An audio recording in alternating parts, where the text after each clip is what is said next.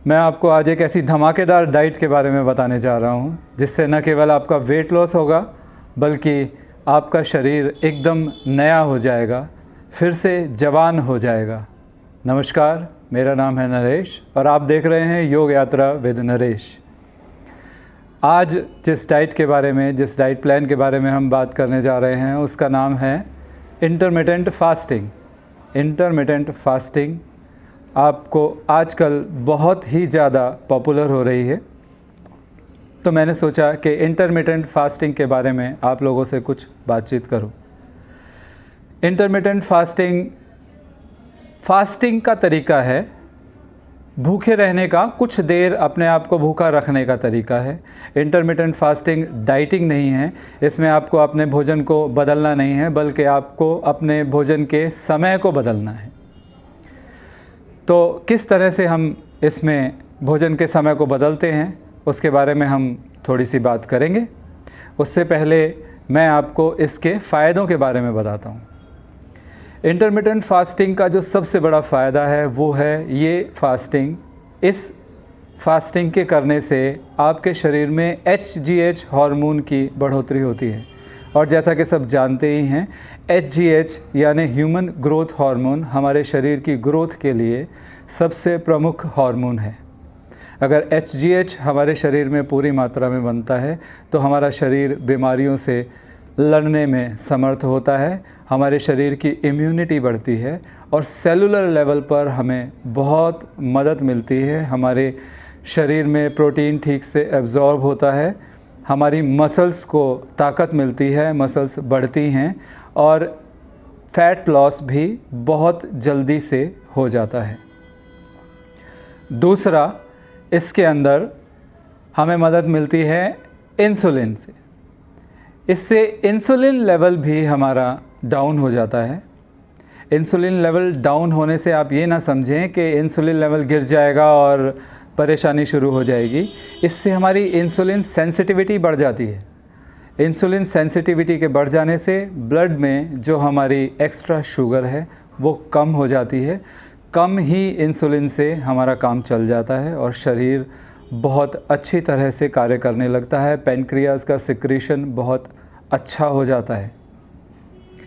ये हमारे ब्रेन को भी बहुत फ़ायदा करता है, हमारे ब्रेन के न्यूरॉन्स को दोबारा से नया कर देता है, नए न्यूरॉन्स पैदा कर देता है।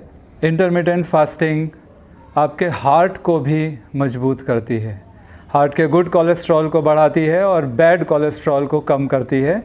ये ट्रैंक्विलाइज़र्स को भी कम करती है जिससे कि आपको हार्ट डिजीज़ होने का ख़तरा भी कम हो जाता है। स्टडीज़ में ये भी देखा गया है कि ये कैंसर सेल्स को भी कम करता है और स्टडीज़ में ये भी देखा गया है कि ये जीन्स लेवल पर आपकी मदद करता है और आपकी उम्र को भी बढ़ाता है। तो इतने सारे फ़ायदे अगर एक किसी डाइट पैटर्न से आपको मिलते हैं तो मुझे लगता है कि हम सबको इस पैटर्न को अपनाना चाहिए। अब मैं आपको बताता हूँ कि कैसे इंटरमिटेंट फास्टिंग को किया जाए। इसको 16:8 के रेशो में करना सबसे बेटर रहता है। मुझे ये तरीका सबसे ज़्यादा पसंद आया। इसके अंदर 16 घंटे आपको भूखा रहना होता है और 8 घंटे केवल आपको खाना खाना है। वो 8 घंटे आप अपनी मर्ज़ी से चुन सकते हैं, जिसका जैसा काम है, जिसकी जैसी दिनचर्या है उसके हिसाब से वो अपने 8 घंटे चुन सकता है, लेकिन केवल उन 8 घंटों में ही उसे खाना खाना है और 16 घंटे उसे भूखा रहना है। इन 16 घंटों के दौरान अगर आपको ज़्यादा भूख लगती है तो आप पानी पी सकते हैं, नींबू पानी पी सकते हैं, चाहे तो आप थोड़ी सी ग्रीन टी पी सकते हैं और ज़्यादा कुछ नहीं लेना है। चाय आप इसमें नहीं पिएंगे। चाय आप चाहें तो आप सिर्फ एक बार अपने 8 घंटे के पीरियड के दौरान चाय पी सकते हैं। हेल्दी स्नैक्स लेने का प्रयास करें चाय के साथ और कोशिश करें कि ब्रेकफास्ट ना हो, ब्रेकफास्ट की जगह लंच और डिनर ही हो।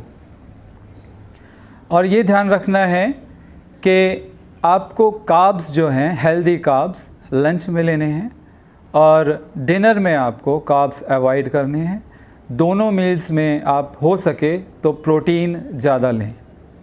दिन भर में पानी भी ज़्यादा पिएं, कम से कम 3 से 4 लीटर पानी आप पिएं, जिससे कि आपको वज़न कम करने में बहुत ज़्यादा मदद मिलेगी। तो ये था इंटरमिटेंट फास्टिंग आपको कैसे करनी है।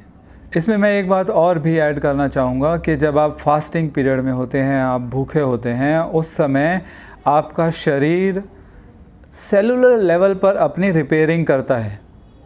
उस समय शरीर अपने सारे हार्मोन्स को एक्टिवेट करता है, उस समय सारे सेल्स की रिपेयरिंग करता है, उस समय शरीर अपने आप को नया बनाने में पूरी ताकत लगा देता है।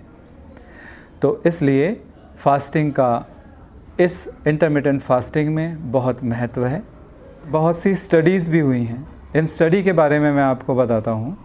2014 में एक स्टडी हुई है जिसके मुताबिक 3 से 8% फ़ैट लॉस आपका 3 से 24 हफ्ते में इसके द्वारा हो जाता है, और कम से कम 5 से 6 इंच आपकी कमर का घेरा इससे कम हो जाएगा।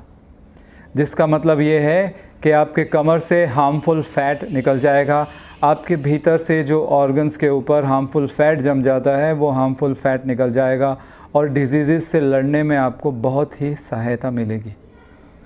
अब हम इस बारे में बात करते हैं कि किन को ये इंटरमिटेंट फास्टिंग नहीं करनी चाहिए, या अगर करनी है तो अपने डॉक्टर से किन को सलाह लेनी चाहिए।